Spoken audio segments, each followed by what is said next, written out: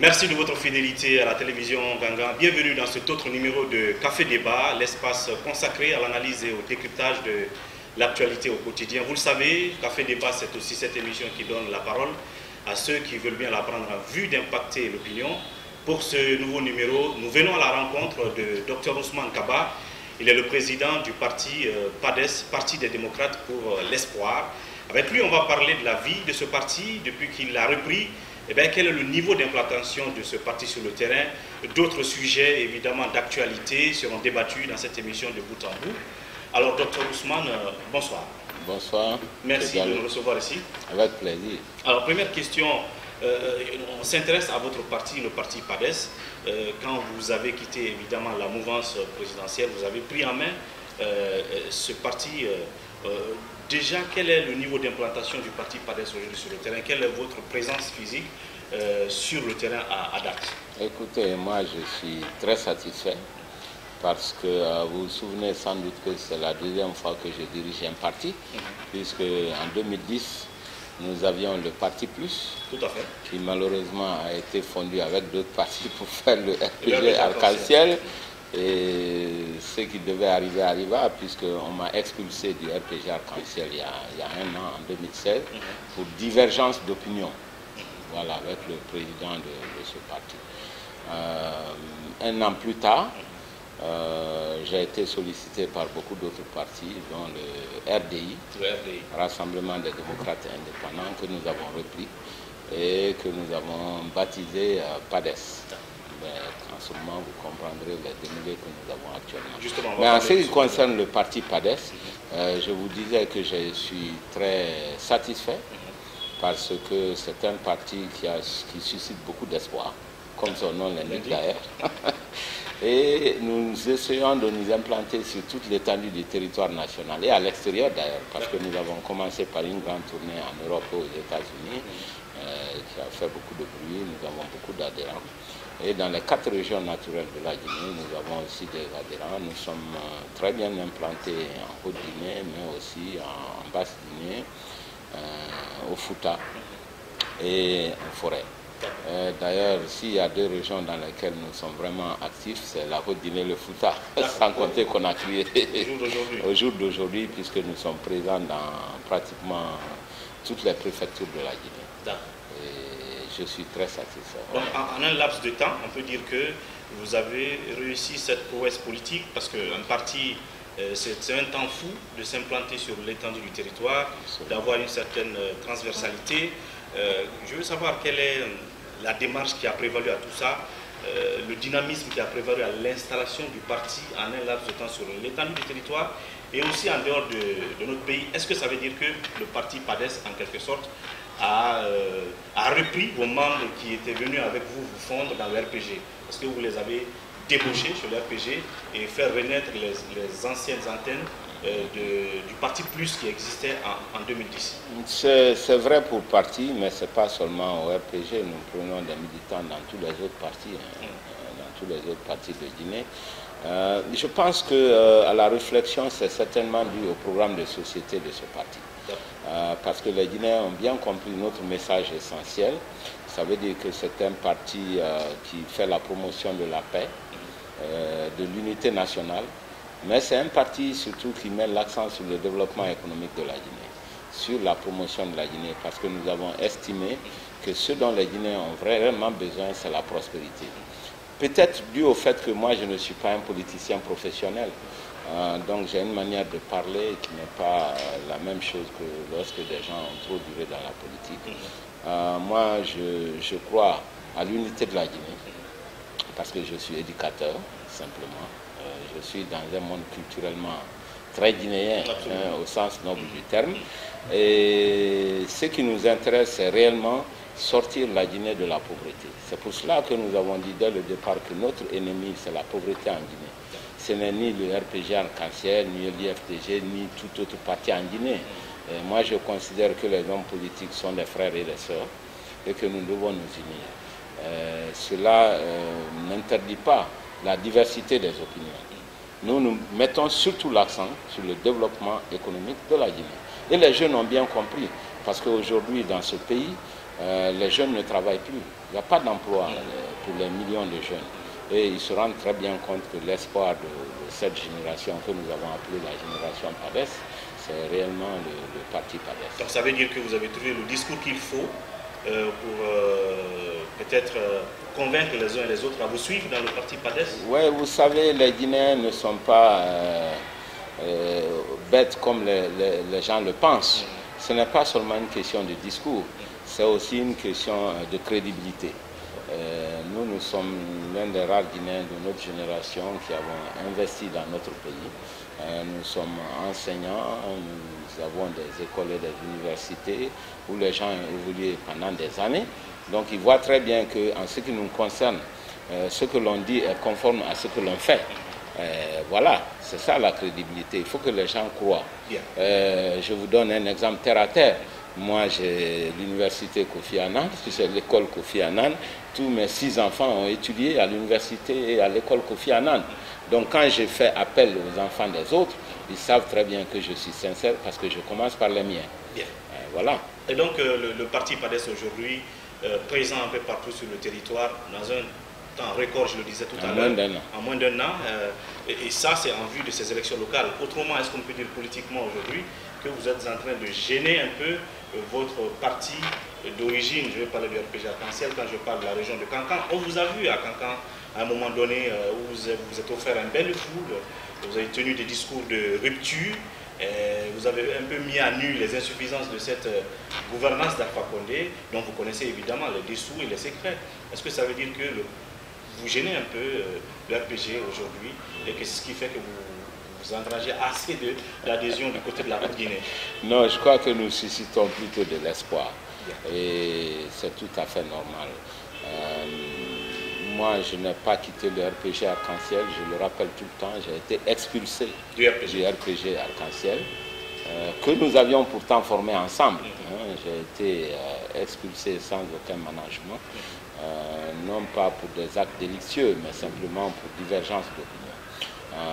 C'est une des raisons pour lesquelles j'insiste et je fais appel à toutes ces générations PADES, c'est-à-dire les jeunes Guinéens entre 15 et 35 ans, pour qu'ils adhèrent au PADES et qu'ils aient des responsabilités. C'est un parti tolérant, c'est un parti qui est ouvert, c'est un parti où on peut parler de la Guinée en toute impunité, si je peux m'exprimer ainsi, parce que j'ai toujours l'idée qu'un parti politique est fait pour ça. C'est d'abord un lieu de... Absolument, c'est un lieu de dialogue, c'est un lieu de débat. Qui dit débat dit nécessairement divergence, et c'est ceux qui ont raison qui vont prévaloir. Donc c'est un parti de liberté. La démocratie que nous prônons pour notre pays, commençons pour avoir la même démocratie à l'intérieur de nos partis politiques. Je crois que ça fera avancer la Guinée. Alors donc au moment où le parti PADES est en train de gagner du terrain, comme vous êtes en train de le dire, de s'installer, à un moment on a même entendu parler du concept de PADES Folie. Alors c'est en ce moment où vous avez des soucis avec le ministère de l'administration du territoire. D'ailleurs, c'est le sujet majeur de la semaine passée dans les éditions d'information. Le parti PADES menacé par le ministère de l'administration du territoire. Absolument, absolument. Je pense qu'on connaît la genèse de cette affaire. Nous avons créé le RPG Arc-en-Ciel ensemble avec notre parti Plus. Nous avons été expulsés sans nous rendre, d'ailleurs, notre parti, comme on le dirait. Mais la question n'est pas là, parce qu'on ne crée pas un parti pour des problèmes personnels. Nous avons créé ce parti avec des amis, et je ne suis pas seul, parce que nous avons pensé que la Guinée a réellement besoin de développement économique. Et que la plupart des partis qui sont sur le terrain ne sont intéressés que par des questions politiciennes. Voilà, donc il faut ramener le débat en ce qui concerne la réalité de ce pays. Bon, ceci dit, comme je l'ai dit, nous avions un parti RDI, Rassemblement des démocrates indépendants, créé depuis 2012, à l'époque du ministre Alassane Condé, donc nous avons bien un agrément. Ce que nous avons demandé au ministère de l'administration du territoire, c'est simplement changer de nom pour transformer en PADES. Donc, ce qui est d'ailleurs logique. Je veux pour la compréhension des téléspectateurs, quand on vous a expulsé du RPG Arc-en-Ciel, comme vous l'avez dit, et les membres du parti RDI sont venus vers vous pour vous porter à la tête de ce parti. Nous avons eu des propositions d'au moins 5 partis. Nous avons choisi comme c'est souvent l'habitude ici en Guinée. Je rappelle que tous les autres partis sont comme ça, y compris le RPG lui-même. Personne n'a rencontré le professeur Alpha Condé en train d'aller signer au ministère de l'administration du territoire à l'époque. Non, non, c'est toujours comme ça. Des gens, des hommes de bonne volonté se réunissent, on crée un parti. Et comme il est très souvent difficile de créer un nouveau parti, eh bien, chacun prend un parti qui existe. C'est le cas de l'UFDG, c'est le cas de l'UFR, etc. Donc tous les partis, c'est un peu la même démarche en Guinée ici, parce qu'on a l'habitude de fermer les robinets au niveau parti à l'approche des échéances électorales. C'est ainsi que vous avez confié voilà, le parti RDI. RDI, nous avons un agrément que personne ne peut annuler, donc le problème d'agrément ne se pose pas. Ce qui se pose, nous avons demandé de changer en PADES, parce que c'est plus facile à retenir comme nom. Et de toute façon, c'est tout à fait légal. Et vous donnez le nom que vous voulez à votre enfant. Personne ne peut vous dire. Le RPG, c'est devenu RPG Arc-en-Ciel. Et bien avant le RPG, il paraît que c'était un autre nom avant. Et de toute façon, le RPG a changé de nom pour devenir RPG Arc-en-Ciel. On le fait tous les jours, donc il y a absolument, c'est tout à fait légal. C'est tout à fait légal. Maintenant, je vais vous expliquer en 2 mots. Lorsque nous avons écrit à l'administration, le ministre nous a répondu en disant ceci: normalement, vous deviez nous informer dans un délai de 2 mois. Vous avez dépassé ce délai. Moi, je ne peux pas être d'accord pour les changements. Et il s'est référé à l'article 16 et 17 de la Charte des partis politiques. Ce qui est d'ailleurs malheureux, parce que ces articles-là, vous pouvez les vérifier, parlent du délai, mais à titre indicatif. Cet article précise que le ministère peut refuser lorsque les changements sont contraires aux lois et règlements en Guinée. Le changement de nom n'est pas contraire aux lois et règlements en Guinée, à ce que je sache. Bon, de toute façon, nous l'avons accepté et nous avons refait le congrès et nous avons adressé de nouveau la lettre, mais cette fois-ci dans un délai de 2 semaines. À partir de ce moment, le problème technique était réglé. Et c'était d'ailleurs l'avis de tous les techniciens de ce ministère. Ce qui s'est passé, c'est que le ministre nous a encore réécrit, cette fois-ci pour donner d'autres arguments. Premier argument, il dit, d'ailleurs, nous ne connaissons pas PADES ici dans nos archives, ce qui est absurde, parce que s'ils connaissaient PADES, on n'allait pas les envoyer une lettre pour nous le reconnaître. Et deuxièmement, il dit, d'ailleurs, le RDI, c'est un parti que nous rejetons maintenant, nous ne le reconnaissons pas. Oubliant qu'il n'a pas le droit d'annuler un parti politique qui a été agréé depuis 2012 et qu'il ne peut même pas l'annuler à partir d'une simple lettre. Encore une fois, il y a une question de principe, 2, il y a la hiérarchie des textes. Premièrement, question de principe. En droit administratif, lorsque l'administration écrit à un citoyen pour dire « nous rejetons votre demande pour la cause A », lorsque vous donnez une réponse à A, l'administration n'a plus le droit de vous écrire « non, il y a des raisons B, C et D ». C'est ce que nous appelons en droit administratif le contentieux administratif, abus de pouvoir. Donc, simplement, lorsque nous allons aller à une juridiction, que ce soit la Cour suprême, que ce soit la Cour constitutionnelle ou l'Institution nationale des droits humains, déjà, l'administration est disqualifiée. Le ministère est disqualifié. Ça, c'est le problème de principe. L'autre problème, c'est la hiérarchie des textes. Dans un pays, le texte le plus important, c'est la plus grande loi, c'est ce qu'on appelle la Constitution. Absolument. Et la Constitution, en son article 10, dit, alinéa 3, que tous les Guinéens sont libres de former des associations, donc des partis, à but politique, économique ou social. Donc c'est la liberté de tous les Guinéens et c'est consacré par l'article 10 de la Constitution. Personne ne peut aller à l'encontre de cela. Et après une Constitution, le texte qui vient, c'est ce qu'on appelle les lois organiques, les lois votées par l'Assemblée nationale avec une majorité qualifiée. Ensuite, nous avons les lois ordinaires. Ensuite seulement, nous avons le décret. Et ensuite, l'arrêté. Et une simple lettre n'a aucune valeur juridique. D'abord, une lettre ne peut même pas annuler quelque chose qui est agréé par arrêté. Donc c'est complètement illégal et c'est sans aucune importance, Donc c'est une lettre du ministre de l'administration du territoire. Bien sûr, qui remet en cause, qui dit non, vous n'êtes pas connu, etc., parce qu'il veut dénier les droits. Et c'est là que je vous rejoins, puisque juridiquement, ça n'a aucun fondement. D'abord, il n'a même pas cette possibilité. La loi l'interdit. Il ne peut pas annuler un parti politique né avant lui, parce qu'il y a la continuité de l'administration, et parce que la Constitution ne limite pas la durée des partis politiques. Voilà, c'est aussi simple que ça. Bien. Mais là où vous avez raison, c'est de dire on gêne sur le terrain, effectivement. Donc justement, c'est la question que j'allais poser. Est-ce que l'explication que vous trouvez à tout ça, si légalement et juridiquement ça n'est pas fondé, est-ce que c'est une explication tout simplement politique sur le terrain? Ça veut dire que vous êtes gênant aujourd'hui à l'approche des élections locales. Bien sûr. C'est la raison, selon vous? Bien sûr que c'est la raison, c'est parce que nous existons. Et nous existons très bien sur le terrain, même les terrains réputés difficiles qui sont la propriété d'un certain parti politique. Notamment le RPG. Voilà, nous avons fait beaucoup de succès pour une raison très simple, c'est que nous répondons aux préoccupations des populations qui sont fatiguées des promesses sans lendemain. Alors c'est tout à fait simple, mais ce qui est en Haute-Guinée est aussi la même chose au Fouta. C'est la même chose en Guinée forestière et en Basse-Côte. Les Guinéens ont au fond les mêmes préoccupations en réalité. Nous gênons, mais il faut se rappeler que l'administration est neutre. Est censée être neutre en tout cas. Est censée être neutre. Et c'est la raison pour laquelle j'ai expliqué en disant aux gens, regardez ce qui se passe, c'est comme si vous avez un match de football entre le Real de Madrid et Barça, que tous les Guinéens suivent. Et que lorsque Messi pour Barça dribble les défenseurs, et que c'est l'arbitre lui-même qui commence à le tacler. Et vous voyez quel scandale ça fait. C'est exactement la même chose.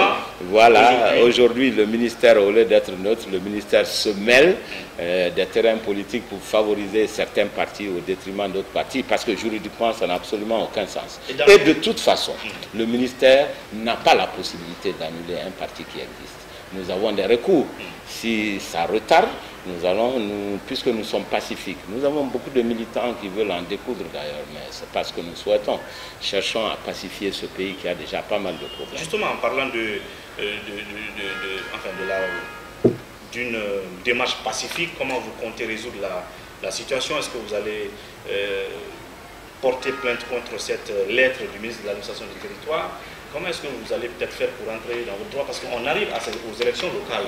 Absolument, vous avez raison. Nous avons des recours dans ce pays. D'abord, je vais réécrire encore à l'administration parce qu'en réalité, je ne pense même pas que le ministre ait lu la lettre, en vérité. Parce que je le connais quand même. On ne peut pas signer une lettre qui est aussi remplie de tant d'absurdités. Donc même au niveau du ministère, en fait les cadres sont unanimes que ça n'a pas de sens. Le ministre, lui, je pense, n'a pas eu le temps réellement de lire la lettre. Donc il y a encore sans doute de quelques cadres que je connais d'ailleurs, je ne vais pas en parler, mais il y a des gens remplis de haine qui font du zèle, etc. et qui ont envie de plaire en haut lieu. Mais bon, de toute façon, nous avons des recours au cas où le ministère, nous ne trouverons pas un terrain d'entente avec le ministère. Nous avons le recours, puisque nous avons la Cour constitutionnelle en Guinée, nous avons la Cour suprême en Guinée, nous avons l'Institution nationale des droits humains. Donc il faut chercher des voies pacifiques pour résoudre ce genre de problème, parce que vous savez très bien que ce sont les frustrations qui amènent la violence dans un pays. Et en tant que personne responsable, nous devons tous chercher à pacifier ce pays. Vous voyez tout ce qui se passe déjà à l'intérieur de la Guinée. Absolument. Avec les remous sociaux, des foyers de tension. Des foyers de tension.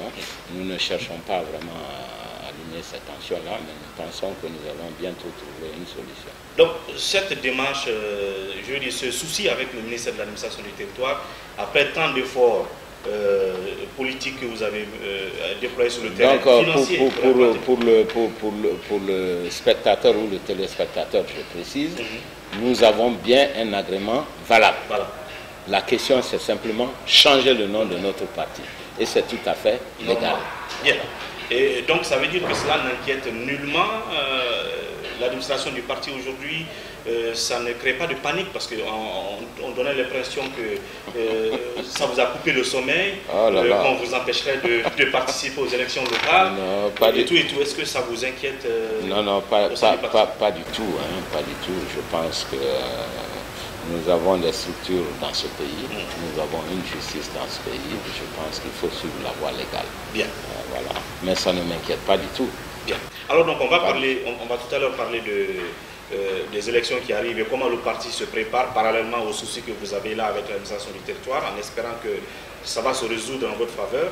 Et de l'autre côté, comment vous préparez les élections locales. D'ailleurs, quel est votre sentiment sur la démarche actuelle de la CENI, cette CENI aujourd'hui pilotée par Maître Salifou Kébé, qui pour beaucoup fait du bon boulot. Vous l'avez vu dans une tournée où il est allé à la rencontre des partis politiques pour échanger avec eux. Je ne sais pas s'il vous a rencontré pour l'instant, mais vous nous en direz plus tout à l'heure après. Juste la pause thé, on se retrouve dans cette émission et dans la deuxième partie de Café Débat.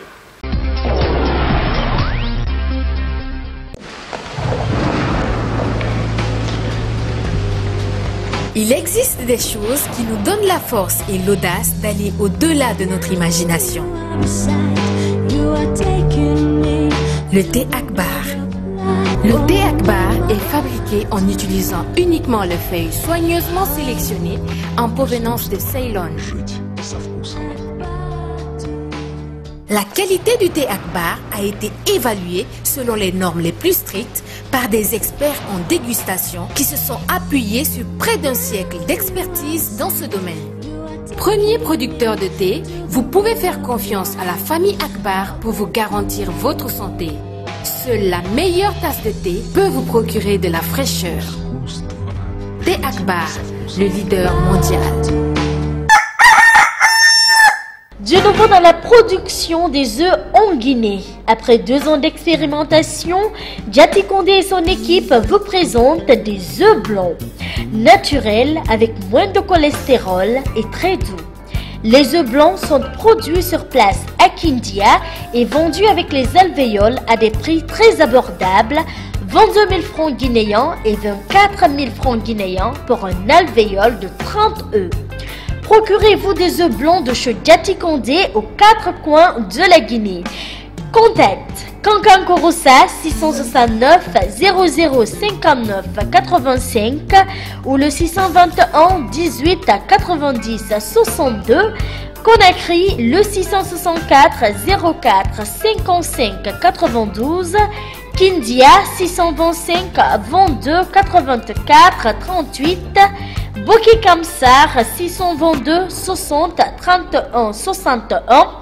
Mafereya Forecaria 664 33 25 11. Consommez les œufs blancs, vous ne serez pas déçus.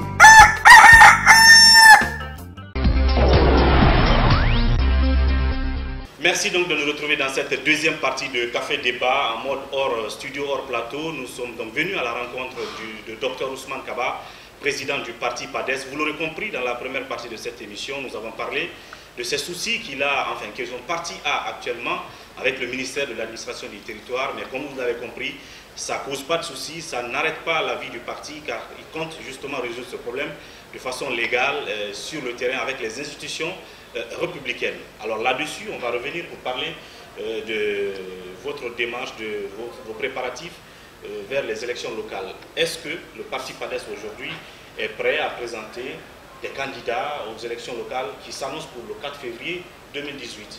D'abord, votre question est une très bonne question. Le PADES, comme n'importe quel parti politique, a pour vocation de conquérir le pouvoir. Et pour conquérir le pouvoir, tous les partis participent à toutes les élections qui se présentent. C'est comme ça qu'on comprend la politique. Donc le PADES n'est pas différent des autres partis. La seule différence, c'est que nous sommes un nouveau parti. Absolument. Nous sommes en train de nous implanter. Donc si vous me dites aujourd'hui quelles seront les zones où vous serez candidat, je ne serai pas capable de vous répondre pour une simple raison, c'est que nous allons bientôt demander nos responsables et nos militants. Chaque fois qu'un militant ou un responsable se sent fort dans une zone et qu'il veut être responsable dans le cadre des élections locales, c'est notre devoir de l'accompagner. Et donc on est en train de le... Vous devez avoir cette cartographie politique mais bien avant sûr, les élections. Mais bien sûr, simplement que je ne vais pas vous dire exactement ce que nous faisons. Donc ça devient un secret. Non, tout à fait, chaque parti a sa propre stratégie. Mais nous aurons des responsables. Beaucoup ont déjà manifesté leur intérêt à participer à ces élections. Ça veut dire que ce sont des personnes fortes qui sont aimées dans leur zone d'implantation et c'est tout à fait normal. Donc nous nous préparons comme les autres partis, pour ces élections, avec l'espoir que les problèmes seront réglés d'ici là pour éviter justement toute violence sur le terrain. Parce que vous savez comment les Guinéens sont prêts aujourd'hui. Pour un oui, pour un non, les gens descendent dans la rue, ils font des casses, etc. Franchement, ce n'est pas ce que nous souhaitons. Mais la deuxième partie, vous parlez évidemment de la CENI. La CENI, la démarche de la CENI actuellement. Et de M. Kébé. Moi, je trouve que c'est une bonne démarche. Vous savez, on organise les élections avec la participation des partis politiques. Il est tout à fait normal que l'on s'entretienne avec différents partis politiques ou groupes de partis politiques pour prendre un peu la température des premiers responsables de ces élections qui sont les acteurs politiques, etc. Et aussi, ils sont en train de faire des efforts d'informatisation pour la gestion, notamment. Oui, pour la gestion des dossiers, des candidatures. C'est une très bonne chose. Moi, je les encourage et je pense que M. Kébé est tout à fait capable de tenir les échéances. Parce que nous avons des échéances très importantes. En 2018, on devra avoir des élections législatives. C'est maintenant qu'il faut en parler, prévoir dans le budget de l'État les ressources qu'il faut pour que les élections législatives puissent être tenues à temps. Absolument. Parce que l'un des gros problèmes que nous avons dans la démocratie guinéenne, c'est le fait que nous avons des élections qui ne se passent pas à temps. Il faut savoir que la démocratie a un certain nombre de piliers qui sont des piliers fondamentaux. Le premier pilier, qui est même la définition de la démocratie, c'est la liberté de choix des dirigeants. Et cette liberté de choix des dirigeants passe par des élections à des dates constitutionnelles, des dates régulières et non pas des dates glissantes. Ça, c'est très important. Le deuxième pilier, c'est la justice. Il faut qu'il y ait un système judiciaire capable de régler les conflits qui naissent dans la société. Le troisième pilier, c'est la multiplicité des opinions, ce qui comprend une presse libre et indépendante. D'où l'importance d'avoir la presse libre en Guinée, et c'est pour cela que j'ai condamné les dernières agressions à l'égard de la presse, parce que c'est la liberté qui risque d'être confisquée au détriment de l'ensemble des Guinéens, si nous n'y prenons garde. Tout à fait, vous allez parler de cela enfin dans la dernière partie de cette émission. Donc la démarche de la CENI aujourd'hui vous inspire une certaine confiance, et donc on va quitter le terrain politique, parler un peu d'économie, et notamment la Guinée récemment a été classée dans le top 5 des pays réformateurs, nous a-t-on dit, dans en tout cas le secteur des mines. Alors vous êtes un connaisseur du milieu, et voilà, qu'est-ce que cela vous inspire, ce classement de la Guinée, parce que justement il y a eu une certaine publicité autour. Mais de l'autre côté, vous avez des observateurs qui ont dit que ça n'a aucun rapport avec le niveau de vie des Guinéens, qu'on dise qu'on est classé parmi les pays réformateurs, alors qu'il n'y a pas d'incidence sur le panier de la ménagère. Quelle est votre analyse? Parce que l'incidence est faible. Je pense que nous avons un problème en Guinée, c'est réellement le problème de gouvernance économique. À l'heure actuelle, la Guinée est confrontée à un manque réel d'infrastructures dans toutes les zones du pays. Et c'est ce qui est la raison principale des différents soulèvements que nous avons vus dans différentes régions. Parce qu'il y a très peu de routes, manque d'électricité, manque d'eau, etc. Alors que nous sommes vers la fin d'un second mandat. Je crois que c'est ça qui met un peu le feu aux poudres. Alors, la situation économique de la Guinée n'est pas bonne. Elle n'est pas bonne. Elle n'est pas bonne. Nous manquons d'infrastructures. Les jeunes ne travaillent pas parce qu'il n'y a pas de forte croissance sur une longue période. Il n'y a que l'année dernière qu'on a eu une croissance forte, mais après plusieurs années de stagnation économique. Et voilà. Alors, le secteur minier, parlons-en, parce que la Guinée est un grand pays exportateur de bauxite. Ce que nous avons dénoncé. Parce que si nous voulons réellement le développement économique, il faut éviter d'exporter trop de bauxite, mais se battre pour avoir des usines d'aluminium et éventuellement d'aluminium. L'aluminium, ça demande beaucoup d'électricité que nous n'avons pas, mais commençons au moins par des usines d'aluminium. Le gouvernement semble aller très en avant dans l'exportation de la terre rouge, il y a beaucoup de conséquences, des conséquences écologiques, on va revenir là-dessus.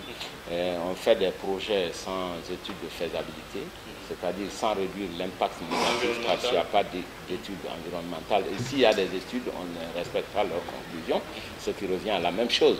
C'est ce qui se passe lorsqu'on met des centaines de camions avec la poussière qui traverse une ville comme Bopé. Sans compter la désertification qui guette la Guinée et le désastre écologique auquel nous participons.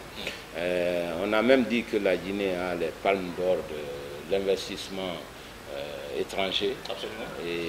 Ce qui a valu donc j'ai dit simplement qu'il faut faire attention. Les investissements dans le secteur minier ne sont même pas liés à la politique interne du pays.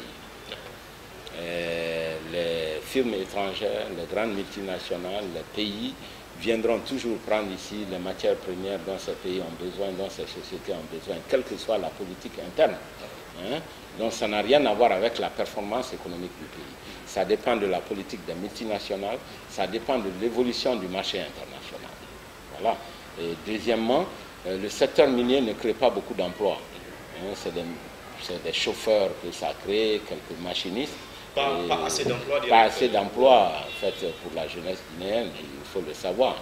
Et troisièmement, lorsqu'il y a de l'argent dans le secteur minier, c'est très différent d'avoir de l'argent dans le secteur agricole, par exemple. Je donne souvent l'exemple, si vous avez 10 millions de dollars du secteur agricole, qui vient des exportations des produits agricoles, c'est des milliers et des milliers d'agriculteurs qui sont les bénéficiaires. Direct.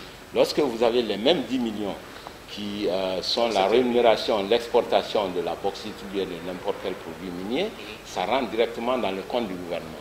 Et Dieu sait, l'argent qui rentre souvent dans le compte du gouvernement, où ça s'en va, et une partie détournée, il y a une partie qui va dans le budget, et bon, avec toute la gestion qui n'est pas optimale de nos budgets. Donc ça n'a pas directement d'impact sur le niveau de vie des milliers de personnes, comme ce serait le cas de l'agriculture, comme ce serait le cas des secteurs de la pêche, etc. Est-ce que vous comprenez donc l'analyse de certains qui disent que quand on parle de création de richesse ou de croissance, je ne sais pas, dans le secteur minier, ça ne peut pas forcément impacter sur la vie des Guinéens, parce que c'est pour les investisseurs qui en tirent leurs bénéfices directs, et puis le peu qui tombe directement dans les caisses de l'État. C'est pour cela qu'il ne faut pas trop danser quand on parle de création de richesse. Mais il faut savoir qu'il y a des pays qui ont refusé d'exporter de la bauxite. C'est le cas de la Malaisie, c'est le cas de l'Indonésie. C'est parce que ces pays ont refusé maintenant d'exporter de la bauxite que la Guinée s'est engouffrée dans cette brèche. Donc ce n'est pas une bonne politique minière que d'exporter de la bauxite brute sans transformation ici. Parce que quand il y a transformation, il y a des usines, il y a des milliers d'emplois qui sont créés. On dit qu'on capte une bonne partie de la valeur ajoutée. Donc ce n'est pas ça qui va permettre le développement économique de la Guinée. Voilà donc l'analyse autour de cet autre sujet économique. On va peut-être chuter par votre réaction sur, comme vous l'avez dit tout à l'heure, des soulèvements qu'il y a eu récemment dans le pays, votre lecture, l'homme politique de ces situations. Est-ce que l'État a été absent dans ces endroits? Vous avez eu le cas de Kérouané, il y en a eu vers la Beila et au Guinée. Quelle lecture vous faites aussi de ces situations de soulèvement? Bon, la plupart de ces soulèvements, par exemple celui de Beila ou de Kérouané, c'est le manque d'infrastructures, c'est le fait que ces populations n'ont plus de route, alors qu'elles ont accompagné le régime actuel dans toutes les élections, elles se sentent complètement flouées et oubliées.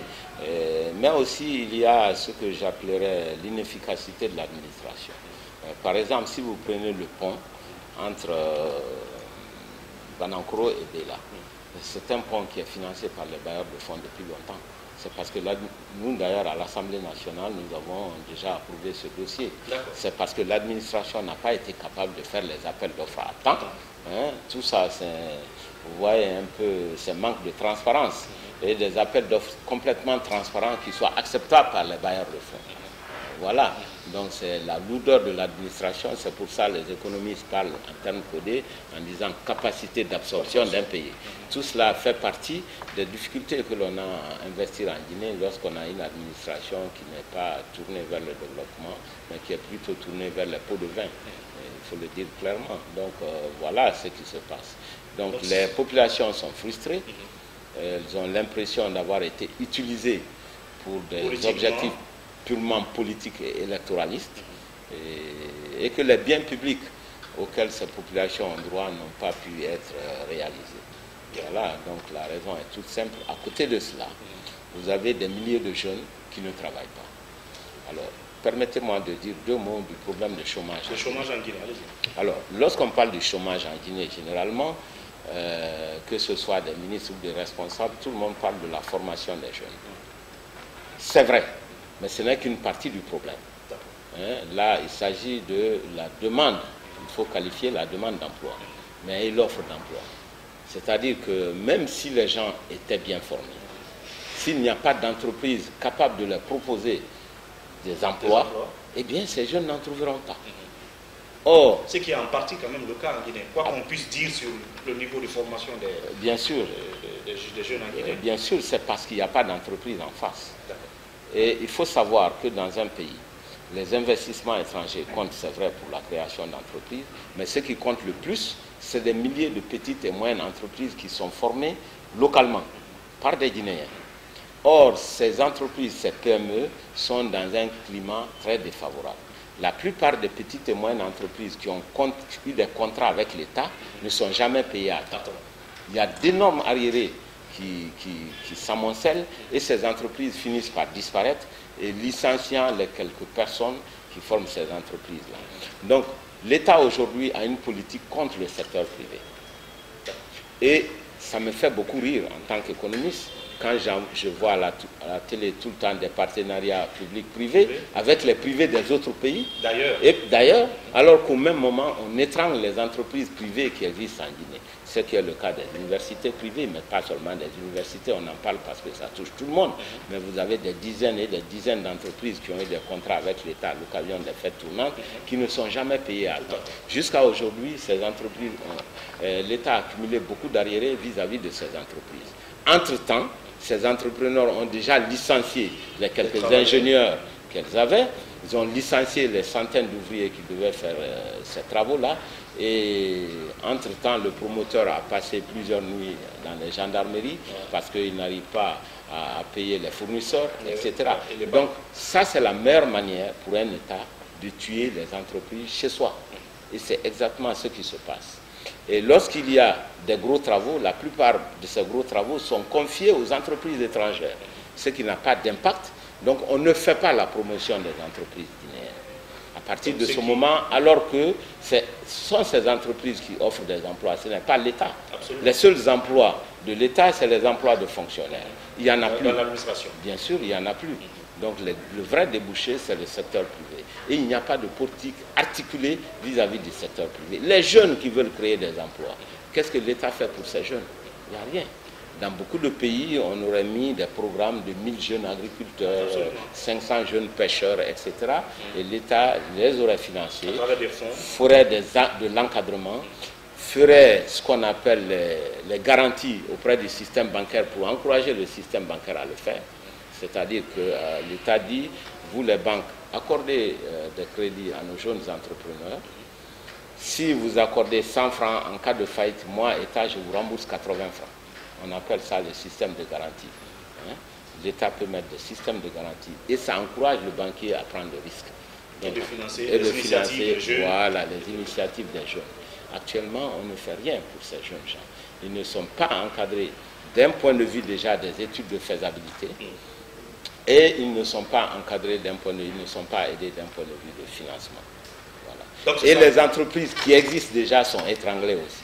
Donc, ça veut dire que le problème de chômage en Guinée n'a absolument aucune solution. Voilà. Quel que soit par ailleurs le problème de formation. Je suis d'accord qu'il faut faire une formation en adéquation avec les emplois, mais faut-il qu'il y ait ces emplois qui sont offerts par les entreprises. Absolument. Et c'est là que je voudrais qu'on ouvre cette brèche, parce que vous avez parlé d'éducation, vous êtes formateur, investisseurs dans le domaine de l'éducation. Alors donc, il y a eu récemment cette grève des enseignants assistants qui ont parlé d'exclusion par le ministre Yoro en termes de réamélioration des primes des enseignants, les grades de docteurs, de professeurs, ainsi de suite, qui ont été les bénéficiaires de cette réamélioration, sauf les enseignants assistants, même si ça n'affecte pas les universités privées. Mais est-ce que ça vous a inspiré une certaine lecture en termes de décision de l'administration dans ce sens-là? Parce qu'ils se sont sentis exclus. D'abord, ce dossier particulier, je ne le connais pas, malheureusement, et je n'aime pas discuter des choses que je ne connais pas. La seule chose que je peux dire, c'est qu'il faut dialoguer avec les enseignants qui font un métier difficile, mal rémunéré, à diplôme équivalent. Il faut dire que les enseignants gagnent toujours moins que les employés des autres secteurs. Donc moi je préconiserais simplement le dialogue, les discussions pour trouver une solution au problème de niveau de vie de ces enseignants. Et pour terminer, vous avez parlé de médias. La semaine passée a été une semaine noire. Et je voudrais justement enclencher avec le problème des étudiants, puisque tous les bacheliers ont été orientés dans les universités publiques, créant beaucoup de difficultés dans ces universités publiques dans lesquelles il n'y a pas eu suffisamment d'investissement. Ils ont dit qu'il y a des capacités d'accueil. Non, je pense que vous êtes des journalistes, allez-y faire des investigations sur place, comme ça vous aurez votre propre jugement. Et d'ailleurs, il y a une chose aussi scandaleuse qui se passe, c'est qu'à l'intérieur de ces universités publiques, il y a des écoles privées. C'est-à-dire que les recteurs et les directeurs des universités publiques font des formations payantes. Ah oui. Et ce qui est complètement illégal. C'est-à-dire que le secteur, vous ne pouvez pas utiliser les bâtiments de l'État, utiliser les enseignants de l'État et donner des formations payantes. C'est une concurrence. Des formations payantes pour des étudiants guinéens ou étrangers? Des étudiants guinéens. D'abord, ça pose un problème, c'est-à-dire que tous les bacheliers qui ont été orientés, certains suivent l'enseignement public ordinaire, des autres suivent un enseignement public amélioré parce qu'ils ont payé à l'intérieur de ces universités publiques. D'abord, c'est complètement illégal. Vous ne pouvez pas utiliser les bâtiments de l'État, les enseignants de l'État et faire de la formation comme le secteur privé, de la formation payante. C'est un véritable scandale. C'est quelque chose qu'on ne peut voir qu'en Guinée. D'abord, à l'intérieur des universités publiques, il va y avoir des problèmes parce que vous avez les deux types d'étudiants, deux catégories d'étudiants, ceux qui payent et ceux qui ne payent pas. Ensuite, ces universités ont un effectif pléthorique. Les gens n'ont même pas de la place pour s'asseoir, d'autres s'arrêtent aux fenêtres, ils ne peuvent même pas rentrer. Pendant ce temps, dans les autres pays comme en Côte d'Ivoire, l'État oriente les 3/4 des étudiants dans les institutions privées et seulement le quart dans les universités publiques, malgré les investissements massifs qu'eux, ils ont réalisés dans leurs universités publiques. Est-ce qu'on va détruire l'éducation des milliers de personnes parce qu'on veut faire la peau à certains promoteurs privés au lieu de les encourager? Je rappelle qu'en 1996, en 2006, je m'excuse, lorsque le président Conté, dans sa sagesse, a voulu donner des étudiants aux institutions privées, c'est parce qu'il n'y avait pas de place dans les universités privées. Et le problème est encore le même aujourd'hui. Donc sans trouver cette solution, sans investir massivement dans les universités publiques, on préfère envoyer les enfants des autres. Parce que l'élite guinéenne, tous ces ministres, ces directeurs, leurs enfants, ils étudient toujours à l'extérieur. Ils sont au Maroc, au Sénégal, en France, en Europe, dans les universités et institutions privées des autres pays. Et ils payent beaucoup d'argent, 10 000 $, 15 000 $, 20 000 $, 5 000 $.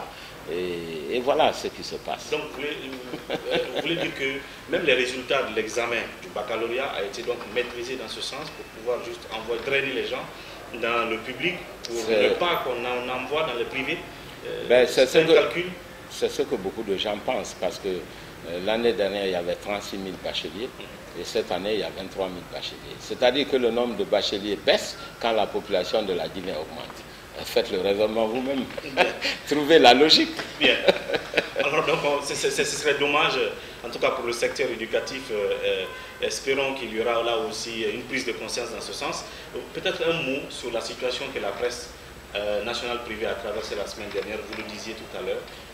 Même hier, il y avait cette marche de colère des journalistes contre ce qu'ils ont appelé l'élan de bâillonner et de faire taire des journalistes? De toute façon, moi je condamne toute la violence et je n'ai pas manqué de condamner la violence qui s'est abattue sur les journalistes. Pour une raison très simple, la liberté n'est pas divisible. Lorsqu'on veut bâillonner un pays, on commence par la presse. Donc le problème qui est posé n'est pas le problème des journalistes, c'est le problème de la liberté, de la diversité des opinions, c'est le problème de la démocratie en Guinée. Et tous les démocrates doivent se sentir interpellés. Lorsque dans un pays, les gens qui travaillent dans la magistrature, dans la justice ont des problèmes, les journalistes ont des problèmes, les partis politiques ont des problèmes, ça veut dire que c'est les trois piliers de la démocratie qui ont des problèmes. Donc il faut avoir une vision large et savoir qu'aujourd'hui on est en train d'aller sous une forme de dictature rampante. Donc il faut que tous les hommes de bonne volonté se battent pour ne pas que la Guinée soit dans cet état-là. C'est très très grave. Donc nous appuyons les journalistes, nous allons nous battre avec la corporation des journalistes pour défendre la liberté d'opinion dans ce pays. Parce qu'elle n'est pas que pour les journalistes. Bien sûr, c'est pour le peuple de Guinée. Voilà. Alors donc, Dr Ousmane Kaba, une minute pour sans doute un mot à l'endroit évidemment des militants du PADES, de ces Guinéens qui nous écoutent, qui ont soif de développement, de changement, de rupture. Votre regard sur la manière dont la Guinée se porte aujourd'hui et les solutions que vous comptez évidemment y apporter, si toutefois vous trouvez au bon moment. D'abord, je voudrais dire aux sympathisants et aux militants du PADES que le PADES se porte très bien et que les difficultés que nous avons avec le ministère de l'administration du territoire vont être bientôt résolues et que de toute façon, ce parti est légal puisque nous avons l'agrément du parti RDI et que nous sommes tout à fait libres de changer de nom. Et nous avons des recours. Ça, c'est à l'endroit de tous ces militants du PADES qui pourraient être inquiétés pour cela. La deuxième chose, c'est que le PADES est un parti qui porte espoir. C'est le parti réellement de la jeunesse guinéenne. Parce que nous, notre credo, c'est de trouver l'emploi pour les jeunes de Guinée. Nous avons pour cela les ressources, nous avons la capacité d'offrir des emplois aux jeunes Guinéens. Si jamais le PADES arrive au pouvoir. Ce que je veux dire, c'est que la Guinée aujourd'hui a d'énormes difficultés économiques. Le PADES, non seulement c'est un parti d'union, d'unité et de paix, mais le PADES est surtout orienté pour que les Guinéens sortent de cette pauvreté endémique. Car depuis l'indépendance de notre pays, la génération des politiciens qui s'est battue pour arracher l'indépendance à la Guinée et ils ont accompli leur devoir. C'est la génération du président Ahmed Sékou Touré. Donc nous, notre génération, notre objectif devrait être d'améliorer le niveau de vie des Guinéens. Si nous n'arrivons pas à le faire et que nous nous enfonçons dans la politique politicienne, alors qu'on ne mange pas la politique, la politique, ce n'est pas quelque chose qu'on mange. Absolument. Il faut simplement que l'on développe la Guinée, que l'on ait des routes, que l'on ait des hôpitaux, que l'on ait un bon système scolaire et un bon système d'éducation dans ce pays et que l'on offre surtout du travail à nos milliers de jeunes gens. Diplômés ou sans diplôme, ces milliers de jeunes gens ont le droit de travailler dans leur pays. Pourquoi les jeunes vont s'exiler? Et il se trouve que le contingent des Guinéens, des jeunes Guinéens qui se noient dans la Méditerranée, c'est le contingent le plus élevé. C'est parce que la Guinée guinéenne est désespérée. Il y a le désespoir. Voilà, donc donnons de l'espoir à notre jeunesse, mais par notre exemple. Voilà, donc il faut que les projets de société soient des projets sincères et que les hommes politiques soient crédibles. Voilà. Que les projets de société, des politiques soient des projets sincères et évidemment qu'ils donnent évidemment le bon exemple aux jeunes. Voilà, c'est comme ça que se referme porte et fenêtres de cette émission Café Débat qui était venu, je rappelle, à la rencontre de notre invité du jour, Dr Ousmane Kaba, président du parti PADES, parti des démocrates pour l'espoir. Docteur, merci. Et à très bientôt. Merci. À bientôt. Merci de votre attention et de votre fidélité. À demain pour un autre numéro de Café Débat. D'ici là, prenez soin de vous et au revoir.